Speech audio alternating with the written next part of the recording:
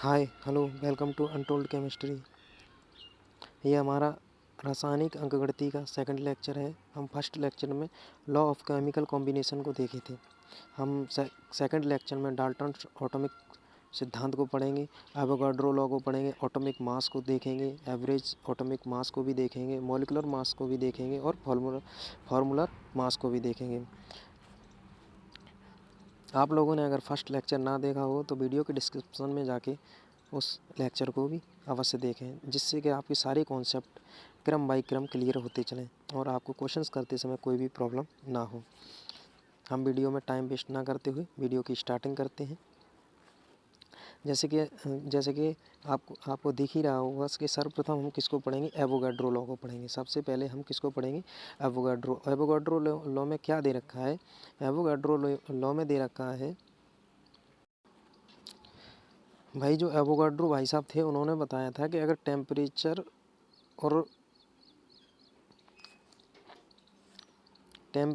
और प्रेशर यानी कि ताप और दाब को क्या कर दिया जाए, कांस्टेंट कर दिया जाए, यानी कि समान कर दिया जाए, तो समान परिस्थिति में सभी गैसों के समान आयतन में अणुओं की संख्या समान होती है। किसकी संख्या समान होती है, अणुओं की संख्या कैसी होती है, समान होती है। इसी को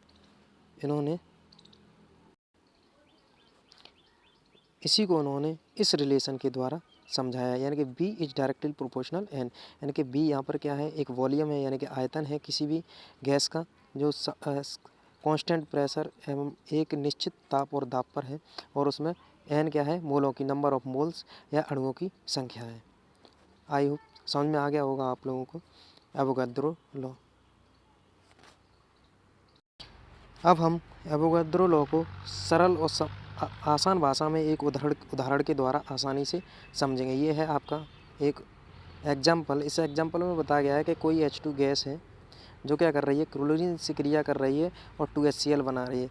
अगर मैं H2 के एक मोल लेता हूँ अकॉर्डिंग टू किसके, एवोगाड्रो के। एवोगाड्रो ने बताया है कि HCl के एक मोल है और क्लोरीन के एक मोल के साथ क्रिया करके यानी कि हाइड्रोजन के एक मोल हैं, यानी कि H2 गैस के एक मोल हैं, वो क्लोरीन गैस के साथ क्रिया करके यानी कि Cl2 के साथ क्रिया करके 2 मोल ऑफ HCl बनाते हैं। यही यहाँ पर, और उसके बाद इन्होंने बताया कि यहाँ पर जो आयतन है वो क्या है, 1 लीटर रखा जाता है कॉन्स्ट, यानी कि जो आयतन है, अगर हम इसका आयतन देखते हैं तो आयतन इसका 1 लीटर है और इसका भी 1 लीटर है, तो जो फाइनल जो आयतन होगा वो 2 लीटर ऑफ HCl बनेगा।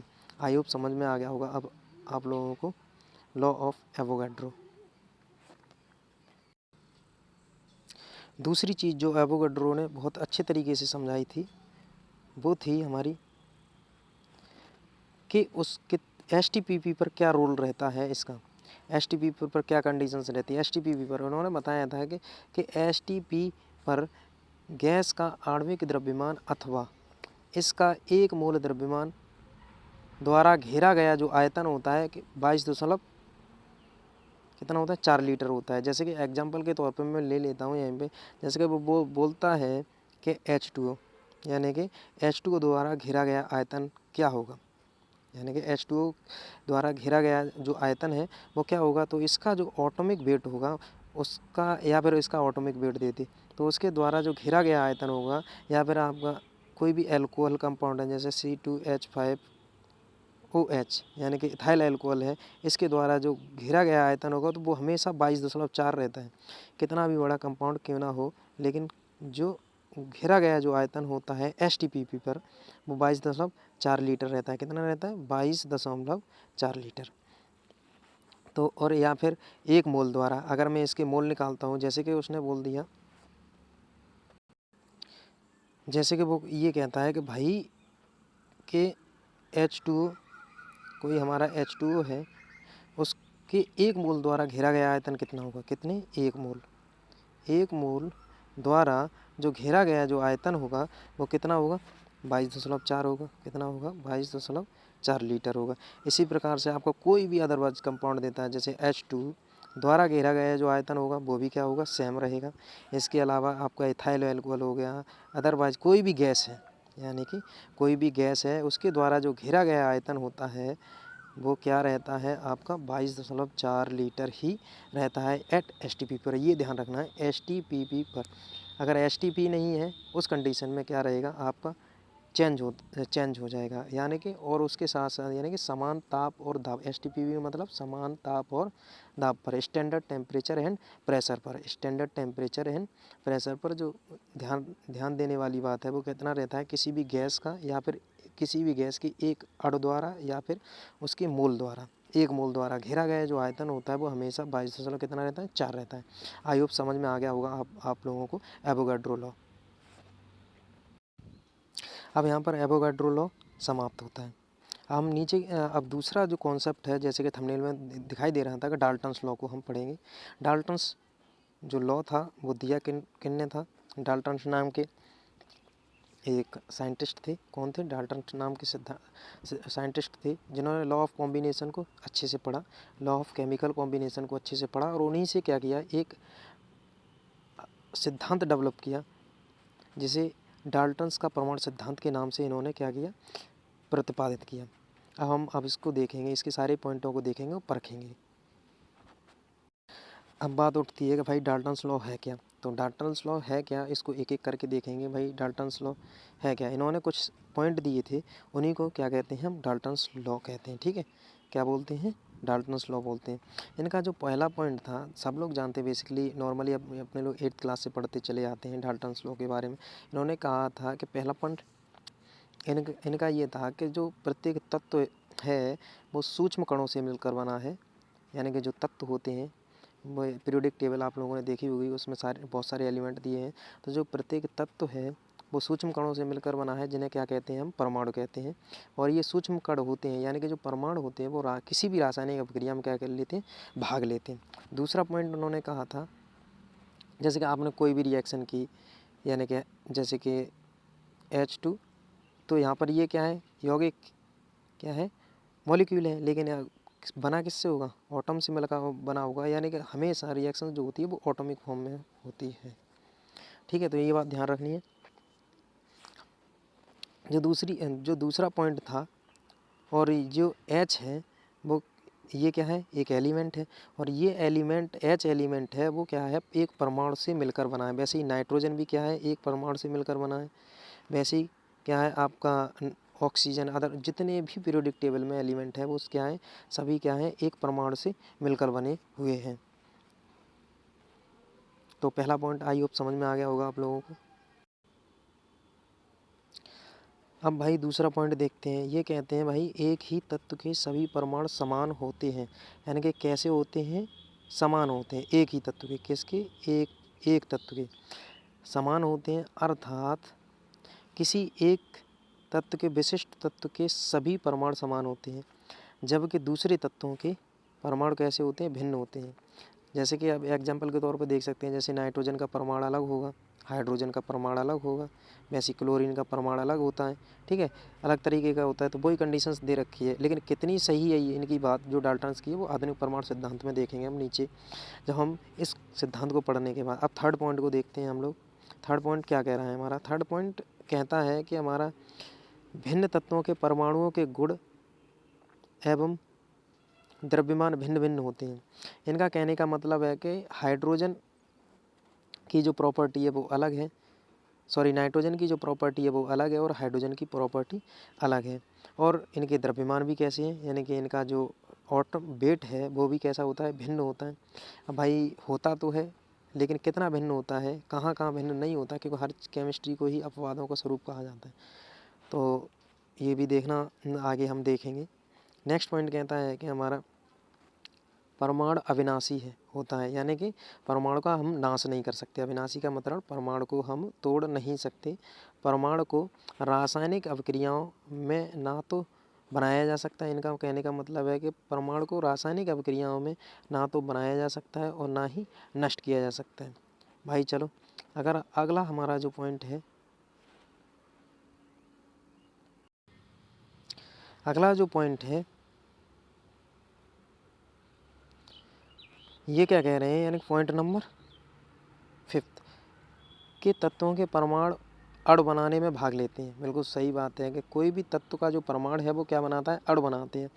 अर्थात जब एक से अधिक प्रकार के अणु संयोग करते हैं तो यौगिक का निर्माण होता है। बिल्कुल सही बात है। जैसे कि आपने देखा होगा कि H2 बनता है तो H के मिलने से क्या बनता है, 2 H परमाणु मिलते हैं तब किसका निर्माण होता है, H2 का निर्माण होता है। वैसे ही H2 जब बनता है क्या बनता है, जल का मॉलिक्यूल बनता है तो 2 हाइड्रोजन और 1 ऑक्सीजन है वो जब मिलते हैं तब क्या होता है हमारा यौगिक का निर्माण, H2 यौगिक का निर्माण होता है। ठीक है, नेक्स्ट पॉइंट है। नेक्स्ट पॉइंट कहता है कि दिए गए यौगिक में परमाणुओं का प्रकार और उनकी आपेक्षिक संख्याएं स्थिर होती हैं। यानी कि दिए गए यौगिक में परमाणुओं का प्रकार, यानी कि इन्होंने क्या प्रकार और उनकी आपेक्षिक संख्याएं कैसी होती हैं, निर्धारित होती हैं। यानी कि इसमें क्या है, जैसे कि H2O ले लिया आपने तो H2O में H का प्रकार और ऑक्सीजन का प्रकार कैसा होगा, भिन्न होगा। और इनकी जो संख्याएं हैं, जैसे कि एक H2O को बनाना है आप लोगों को, यानी कि एक H2O को बनाना है तो किसी भी तरीके से बनाओगे तो यानी कि हाइड्रोजन के 2 मॉलिक्यूल और ऑक्सीजन का 1 मॉलिक्यूल कैसा रहेगा, निर्धारित रहेगा, तभी हमारा H2O बनेगा। इसके अलावा अगर हम इसको चेंज करेंगे, इनकी संख्याओं को अगर हम चेंज करेंगे तो वो क्या हो जाएगा, गलत हो जाएगा, वो H2O नहीं कहलाएगा। ठीक है, ये था हमारा डाल्टन्स यानी डाल्टन्स लॉ, यानी डाल्टन्स सिद्धांत, डाल्टन्स की जो थ्योरी थी। अब इसमें इस डाल्टन्स की थ्योरी में बहुत सारे अपवाद भी थे, जो बाद में जब वैज्ञानिक आए उन्होंने एक एक करके सारे अपवादों को देखा और नई थ्योरी दी, जिसे डाल्टन्स की संशोधित सिद्धांत या डाल्टन्स का आधुनिक सिद्धांत के नाम से पब्लिश किया गया है। जिसमें इन्होंने कुछ थे कॉन्सेप्ट, जिसमें इन्होंने बताया था कि डाल्टन्स ने कहा था कि जो अविभाज्य है, यानी कि परमाणु तोड़ नहीं सकते तो भाई तोड़ सकते हैं। इन्होंने कहा था कि परमाणु को रासायनिक अभिक्रिया में नहीं बनाया जा सकता है, बना सकते हैं भाई। जब हम क्या करते हैं, न्यूक्लियर रिएक्शन करते हैं तो आपने देखा होगा कि न्यूक्लियर रिएक्शन में क्या होता है, यानी कि अल्फ़ा पार्टिकल और बीटा पार्टिकल निकलते हैं तो क्या बोलते हैं, वहाँ पे अलग अलग एटम्स का फॉर्मेशन होता है। तो अब हम देखेंगे डाल्टन्स का आधुनिक सिद्धांत। अब भाई देखो डाल्टन्स का आधुनिक सिद्धांत, ये क्या है हमारा डाल्टन्स भाई साहब का आधुनिक सिद्धांत। ये दिया क्या हुआ था भाई, डाल्टन्स ने बहुत मेहनत की थी, स्टार्टिंग में किया गया था तो वैज्ञानिकों ने अपने अपने विचार दिए, लेकिन इन्हीं के नाम से, इनके सम्मान के लिए इन्हीं के नाम से क्या कर दिया दोबारा से, यानी कि परिकल्पना का रूपांतरण किया और आधुनिक क्या है, आधुनिक परमाणु सिद्धांत की परिकल्पना के नाम से, यानी कि मॉडर्न एटॉमिक हाइपोथेसिस, यानी कि Dalton's of modern atomic hypothesis के नाम से पब्लिश किया गया। देखो सबसे पहला पॉइंट दे रखा है, परमाणु अविभाज्य। इस आधुनिक सिद्धांत के अनुसार परमाणु कैसा अविभाज्य नहीं है, यानी कि इस अविभाज्य नहीं है। यानी कि अगर हम जैसे कि मॉडर्न अगर फिजिक्स को देखते हैं, ये अच्छे से मॉडर्न फिजिक्स में अच्छे से देखने को मिल जाता है कि मॉडर्न फिजिक्स ने जब यानी कि एटम्स को देखा और एटम्स के अंदर तोड़ा, यानी कि रदरफोर्ड भाई साहब, नील्स बोहर, यानी कि अदर साइंटिस्ट आए, उन्होंने अंदर जाके देखा एटम्स के अंदर, तो यानी कि रेडिएशन द्वारा, तो उन्होंने देखा कि अलग अलग पार्टिकल्स थे जिन्हें इलेक्ट्रॉन, प्रोटॉन, न्यूट्रॉन, और आजकल की जो मॉडर्न फिजिक्स है वो बहुत ज़्यादा डेवलप हो गई है, यानी कि बहुत ही छोटे छोटे यानी कि एटम्स को करोद करोद के निकाले कि भाई इसके अंदर है क्या। ठीक है, यानी कि इलेक्ट्रॉन, जैसे कि इसे इलेक्ट्रॉन में तोड़ सकते हैं, किस में तोड़ सकते हैं, इलेक्ट्रॉन में तोड़ सकते हैं, प्रोटॉन में तोड़ सकते हैं और न्यूट्रॉन में भी तोड़ सकते हैं। ठीक है, किस में तोड़ सकते हैं, न्यूट्रॉन में भी क्या कर सकते हैं, तोड़ सकते हैं। तो यानी कि परमाणु अविभाज्य नहीं है। तो पहला वो नई हाइपोथेसिस के अनुसार वो भी क्या है, सही है। दूसरा पॉइंट क्या था हमारा, अब डाल्टन्स भाई साहब ने ये कहा था कि एक परमाणु है वो कैसा होता है, एक ही प्रकार का होता है और उसके परमाणु भार भी कैसे होते हैं, एक ही होता है। लेकिन जो आधुनिक हाइपोथेसिस है, आधुनिक सिद्धांत में जो बताया गया है, आपने अभी देखेंगे मॉडर्न केमिस्ट्री में देखेंगे तो आपने देखा होगा बहुत सारे एक ही तत्व के बहुत सारे आइसोटोप्स होते हैं। जैसे कि यहाँ पर ले लेते हैं हम ऑक्सीजन का, इसमें ऑक्सीजन का है, आप नाइट्रोजन का भी ले सकते हो, नाइट्रोजन 14, ठीक है, और 15, एक नाइट्रोजन 14 हो गया, एक नाइट्रोजन 15 हो गया, यानी कि वहाँ वेरिएशन देखने को मिलता है आपको इलेक्ट्रॉन और न्यूट्रॉन और प्रोटॉन के बीच में।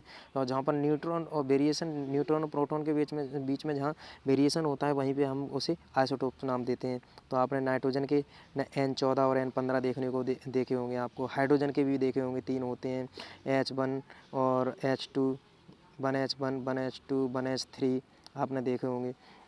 वैसे क्या है, ऑक्सीजन का है O16, O17 और O18, यानी कि एक ही परमाणु के अलग अलग परमाणु, यानी कि 3 परमाणु है इसमें। एग्जांपल के तौर पे यहाँ पर 2 हैं, या हाइड्रोजन के भी 3 होते हैं, तो इन्हें आइसोटोप्स बोलते हैं। और इसमें क्या होता है कि न्यूट्रॉन और प्रोटॉन के बीच में वेरिएशन होता है, तो वहाँ पर आइसोटोप्स का फॉर्मेशन होता है। ठीक है, आई होप समझ में आ गया होगा सेकंड पॉइंट आप लोगों को। अब आधुनिक केमिस्ट्री में आप ये देख सकते हैं कि परमाणुओं के परमाणु भार वो होते हैं, कैसे हो सकते हैं, भिन्न भिन्न हो सकते हैं, जिन्हें हम समस्थानिक कहते हैं। आई होप समझ में आ गया होगा सेकंड पॉइंट। और एक बात, सारे स्टूडेंट जितने भी व्यूअर हैं वो सारे लोग ये देख लें, कॉपी जब भी पढ़ें, वीडियो को देखें तो कॉपी और पेन साथ में, क्योंकि सारी थ्योरी है वो क्या करते हैं, मैं बोलता भी हूँ सारी थ्योरी यहाँ पर मैं रिटन करके नहीं लेके आता हूँ, बोलता भी हूँ। जो इम्पोर्टेंट पॉइंट होते हैं उनमें क्या होता है, जो भी मैं बोलता हूँ वो भी सारा क्या होता है, इंपॉर्टेंट होता है, जो कभी ना कभी परीक्षा में पूछा गया है, किसी ना किसी परीक्षा में। तो आप सारे लोग नोट करके, जब आप नोट करोगे तो रिविज़न फास्ट हो जाता है, जिसकी वजह से। और आप हर बार वीडियो देखोगे तो ऐसा नहीं होता है, एक बार में वीडियो ना समझ में आए तो दूसरी बार रिपीट करके वीडियो देखो। और जहाँ तक मैं इतनी सरल भाषा में वीडियो बनाता हूँ कि आप लोगों को जल्दी से जल्दी वीडियो समझ में आ जाएगी 1 या 2 बार देखने में। और नोट ज़रूर करें, नहीं तो नोट नहीं करोगे तो इस वीडियो का देखने का कोई मतलब ही नहीं निकलता। अब दूसरी चीज़ है, तीसरा पॉइंट कहता है कि हमारा भाई साहब, जो तीसरा पॉइंट है वो कहता है कि विभिन्न तत्वों के परमाणुओं की परमाणु भार कैसे हो सकते हैं, समान हो सकते हैं। डाल्टन भाई साहब ने ये कहा था कि डाल्टन जो सर डाल्टन थे, उन्होंने ये कहा था कि जो परमाणु एक ही प्रकार का जो दो प्रकार के जो परमाणु हैं, कि 2 परमाणु हैं, उन दोनों परमाणुओं का एटॉमिक वेट कैसा नहीं हो सकता, सेम नहीं हो सकता। जैसे कि एक परमाणु ए हो गया, दूसरा परमाणु बी हो गया, तो इनका जो एटॉमिक वेट है यानी कि परमाणु भार है वो कैसा हो नहीं सकता, बराबर नहीं हो सकता। लेकिन जब इस पर रिसर्च की गई तो वहाँ पर देखा गया कि कैल्शियम का 20 नंबर पे कैल्शियम है, 18 नंबर पे आर्गन है, और पोटेशियम का, तीनों का क्या है, यहाँ पर पोटेशियम को छोड़ रखा है, मिस कर रखा है, लेकिन मैं बता दे रहा हूँ, तीनों का क्या होता है, लगभग में 40 होता है। तीनों का एटॉमिक वेट कैसा होता है, 40 होता है।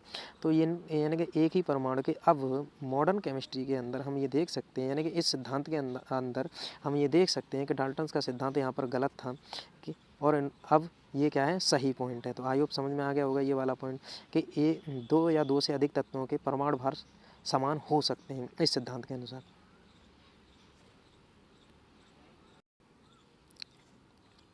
नेक्स्ट जो पॉइंट कहता है, चौथा पॉइंट कहता है कि परमाणु लंबे समय तक अविनाशी नहीं रहते।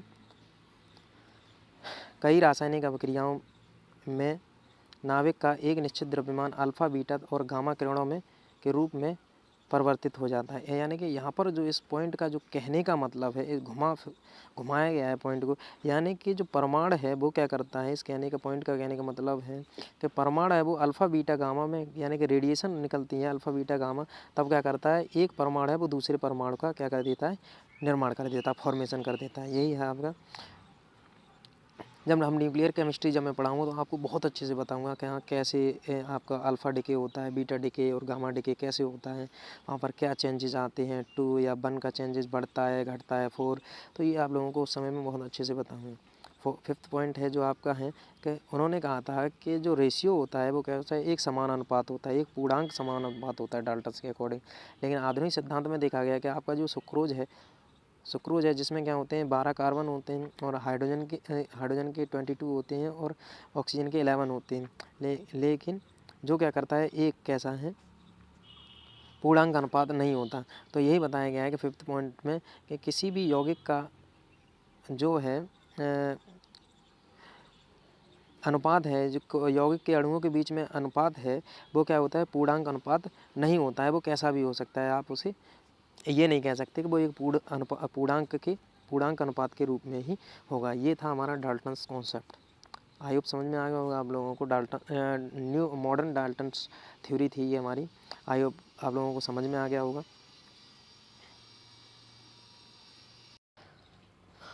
अब यहाँ पर बार बार परमाणु भार की बात हो रही थी, ठीक है, एटॉमिक मास की। तो हम क्या करते हैं, अब एटॉमिक मास को ही पढ़ते हैं। देखो भाई, परमाणुविक द्रव्यमान होता क्या है, एटॉमिक मास। देखो, वैज्ञानिक हुए, उन्होंने कहा कि भाई एटॉम को तोलेंगे कैसे, कि कोई मापेंगे कैसे, किसी भी चीज़ को हम मापते हैं, अगर मास होता है उसे वो तो क्या करते हैं, तोलते हैं, ठीक है, द्रव्यमान के रूप में।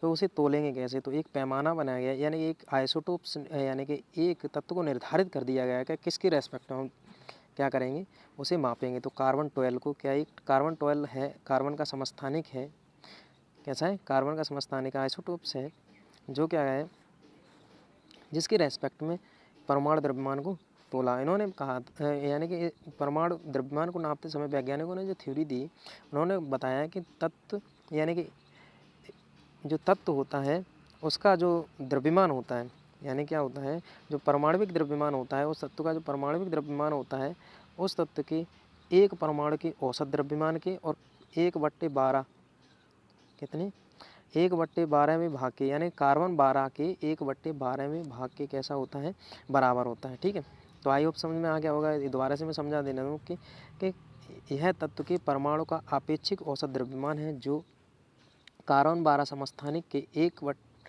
कार्बन 12 समस्थानिक के एक परमाणु के कितने, एक परमाणु के 1/12 में भाग के कैसा होता है, बराबर होता है।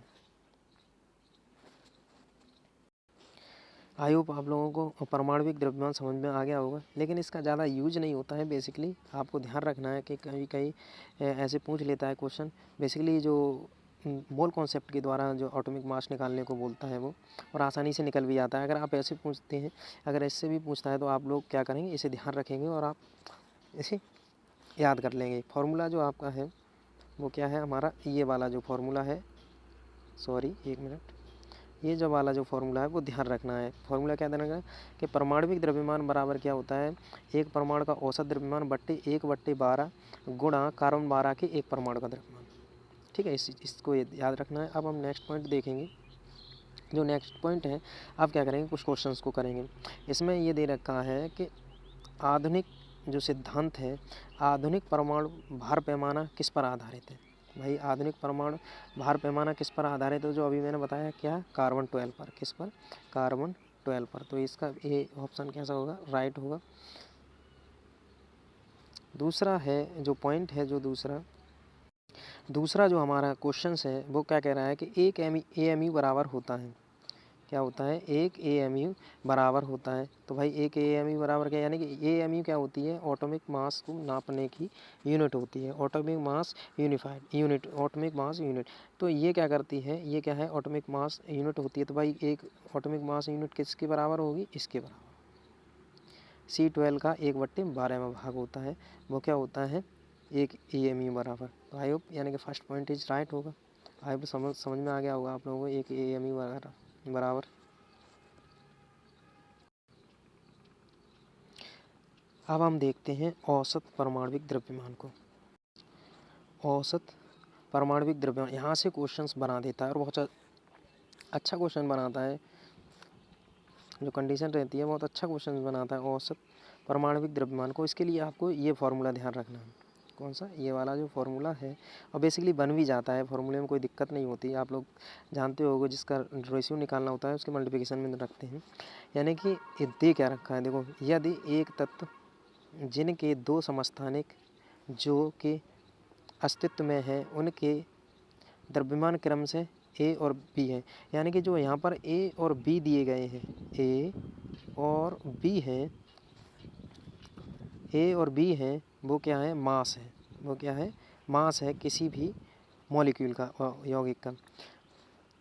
और जिसका अनुपात क्या है, यानी कि M/N है। यानी कि जो M और N है वो क्या है, परसेंटेज दिया गया है किसी भी आइसोटोप्स का, यानी किसी भी यौगिक में किसी भी अणु का जो क्या है, परसेंटेज दिया गया है M और N।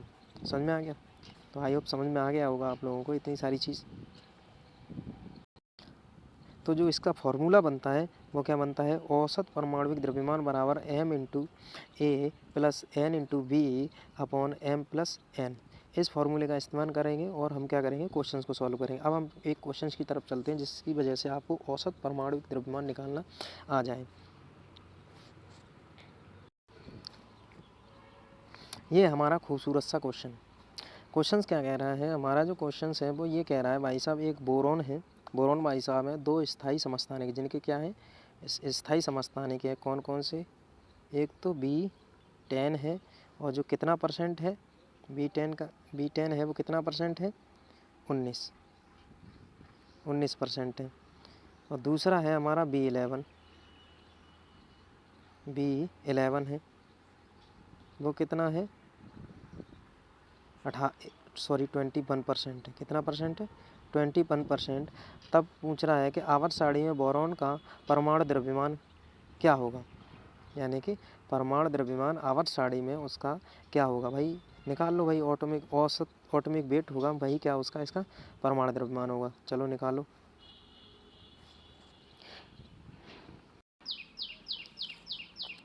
चलो हम अब इस क्वेश्चन को करते हैं। बहुत ही इजी क्वेश्चन है, यानी कि एवरेज ऑटोमिक मास, शॉर्ट में लिखूँगा average A T W is equal to क्या होता है। देखो ये समझता नहीं क्या भाई साहब, तो कितना है वेट, कितना है इसका 10 है, और इसका परसेंटेज कितना है 19, प्लस करो और फिर क्या है 11 और मल्टीप्लाई करो 81 का। और अब क्या करोगे, जो हमारा है अब क्या है 19 और प्लस 81, कितना 81। जब इस सारी वैल्यू को सॉल्व करोगे तब जो आंसर आएगा वो 10.81 आएगा। यहाँ पर देखो ऑप्शन कौन सा है 10.1, सॉरी 1 मिनट। अब यहाँ पर देखते हैं कौन सा पॉइंट है, तो 10.81 ऑप्शन क्या सा है, ए है। तो आई होप अब तो निकालना आ गया होगा आपको। एवरेज ऑटोमिक मास क्या कहते हैं, पोजीशन को बताता है कि आवर्त सारणी में यानी कि इसका परमाणु द्रव्यमान क्या होगा। इस तरीके से हम क्या करते हैं, किसी का भी परमाणु द्रव्यमान निकाल सकते हैं, उसका एवरेज ऑटोमिक मास निकाल लेते हैं। तो आई होप कोई भी आइसोटोप्स हो तो आई होप समझ में आ गया होगा आप लोगों को निकालने के लिए। अब नेक्स्ट टॉपिक की तरफ चलते हैं।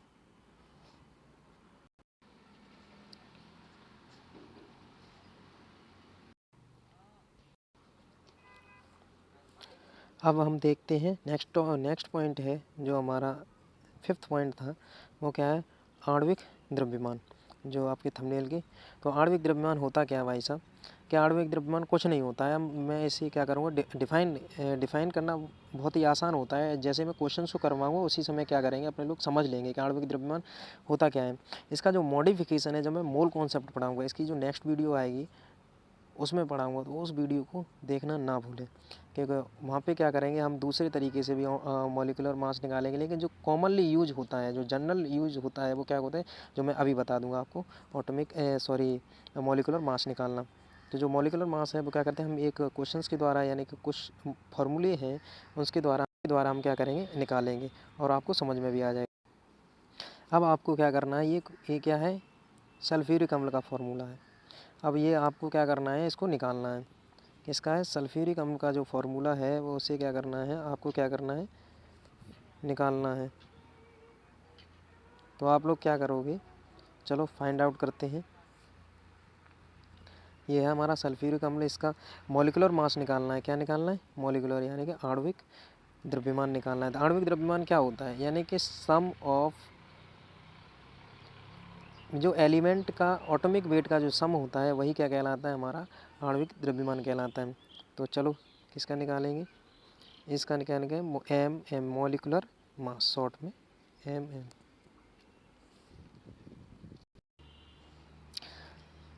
चलो यहाँ पर देखो हाइड्रोजन है, तो हाइड्रोजन के कितने हैं, 2 हैं। कितने एलिमेंट हैं, दो तत्व हैं। प्लस का साइन लगाओ।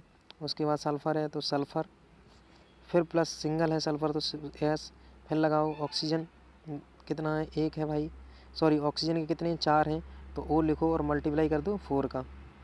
अब आपको इन एलिमेंट का क्या पता होना चाहिए, और ऑटोमिक वेट पता होना चाहिए। तो हाइड्रोजन का कितना होता है, 1 होता है। कितना होता है, 1 होता है। तो 1 मल्टीप्लाई 2 प्लस सल्फ़र का कितना होता है 32 प्लस ऑक्सीजन का कितना होता है 16, क्योंकि सिंगल है तो 32 16 और मल्टीप्लाई बाई कितना हो जाएगा 4। चलो टोटल को जब जोड़ोगे, मल्टीप्लाई करेंगे, जोड़ोगे तो कितना आएगा, जो आएगा वो 98 होगा। इसका तो H2O का मॉलिक्यूलर जो मास होगा, मॉलिक्यूलर मास होगा किसका, सल्फ्यूरिक अम्ल का, वो कैसा होगा 98 होगा। तो आई होप समझ में आ गया होगा आपको मॉलिक्यूलर मास निकालना। अब क्या करेंगे, H3PO4 का निकालेंगे।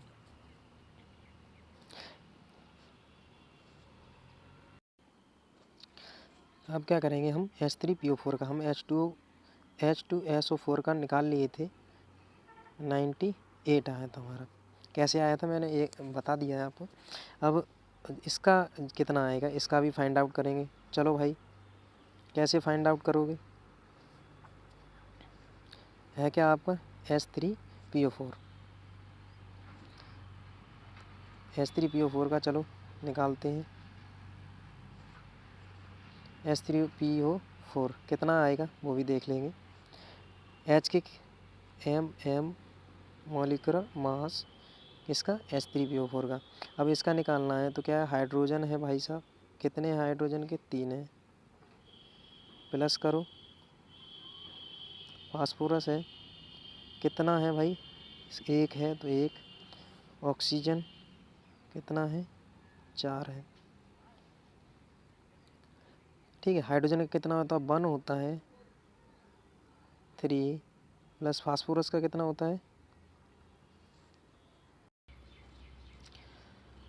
अब इसका क्या होगा, 31 होता है, 31 पॉइंट कुछ होता है, लेकिन हम 31 को ही मान के चलेंगे।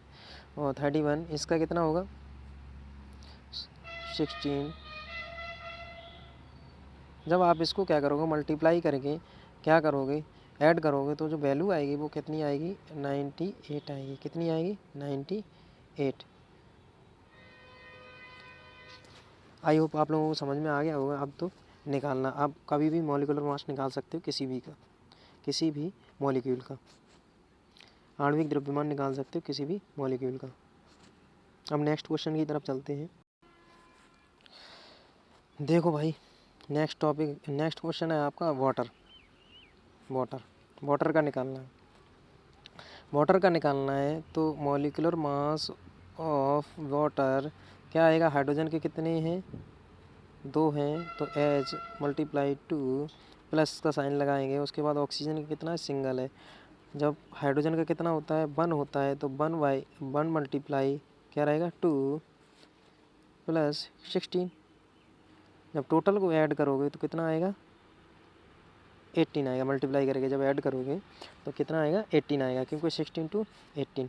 आपको क्या करना है, कमेंट बॉक्स के अंदर कैल्शियम कार्बोनेट का क्या करना है, निकाल के कमेंट करना है, एटॉमिक वेट निकालना है। जैसे कि मैंने निकलवाया है वैसे ही निकालना है, सेम प्रोसेस चलेगी। कैल्शियम का रखना है, फिर कार्बन का रखना है, और सिंगल है, और ऑक्सीजन का रखना है, ऑक्सीजन के 3 हैं। तो उसी हिसाब से आप क्या करेंगे, जोड़ेंगे और मल्टीप्लाई करेंगे, आपस में जोड़ के रख देंगे। एकदम से समझ में आ गया होगा। कमेंट बॉक्स में कैल्शियम कार्बोनेट का एटॉमिक वेट लिखकर ज़रूर कमेंट करें। अब आती है बात फॉर्मूलर मास की। किसकी बात आती है, फॉर्मूलर मास की। तो भाई फॉर्मूलर मास होता क्या है भाई, जो फॉर्मूलर मास की बात आती है तो फॉर्मूलर मास निकालते कैसे, देखो जो क्रिस्टली आयनिक कंपाउंड होते हैं उससे उसका क्या करते हैं, फॉर्मूलर मास ज्ञात करते हैं। जैसे कि आप ले लीजिए NaCl हो गया, क्या हो गया, NaCl, सोडियम क्लोराइड है। तो ये क्या है, फार्मूला सेम टू कंडीशन जाती है, वैसे ही निकालते हैं हम फॉर्मूलर मास को, जैसे मॉलिक्यूलर मास को निकालते हैं, बस नाम अलग चेंज कर दिया है, क्योंकि ये क्या होते हैं, क्रिस्टली यौगिकों के निकाले जाते हैं। जो क्रिस्टली कंपाउंड होते हैं, क्या होते हैं, क्रिस्टली कंपाउंड होते हैं, जो उनके क्या करते हैं, हम फॉर्मूलर मास को काउंट करते हैं। जैसे और निकालने का तरीका सेम रहता है। जैसे कि इसका फॉर्मूलर मास निकालना है तो FM इजकल टू क्या हो जाएगा, NaCl का निकाल के बता रहा हूँ। तो यानी कि Na सिंगल है तो सिंगल रखेंगे, और Cl हो गया, ठीक है। तो NaCl, तो जो कंडीशंस आएगी, Na का कितना होता है, सोडियम का कितना होता है 23, और फिर क्लोरीन का कितना होता है 35.5, एटॉमिक वेट कितना होता है 35.5 होता है। अगर इसको ऐड करोगे टोटल को, तो जो वैल्यू आएगी वो क्या आएगी, NaCl की वैल्यू आएगी, जो कितनी होगी 58.5 होगी। तो आई होप समझ में आ गया होगा आप लोगों को फॉर्मूला मास, एटॉमिक मास निकालना।